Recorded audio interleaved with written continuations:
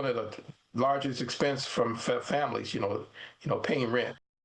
In Lansing, House Democrats will introduce 17 bills, all dealing with landlord-tenant laws.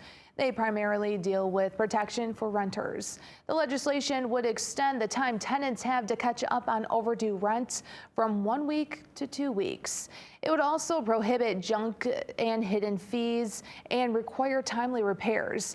If those aren't done, then rent could be reduced or money could be given to the renter. Housing is just a basic fundamental need. And so we got to do better. And Representative Amos O'Neal says this is a start to doing better in the state. He believes the series of bills will help renters. A lot of folks are paying $700 to $800 a month for properties that are not adequate, in terms of inhabitability. Last year, O'Neal also focused on housing legislation, but it didn't make it through the lame duck session.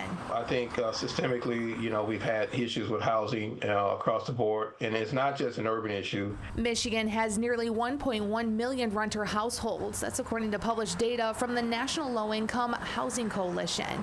This data reflects 2019 through 2023. However, it was published this year. Looking at renters across the state, Genesee County has more than 48,000. Kent County, 75,547. Kalamazoo County, more than 38,000. Saginaw County, 20,544. Grand Traverse County, not even at 10,000. Adding together Wayne, Oakland, and Macomb counties, renters total more than 482,000. The tenants got to be responsible to maintain their property.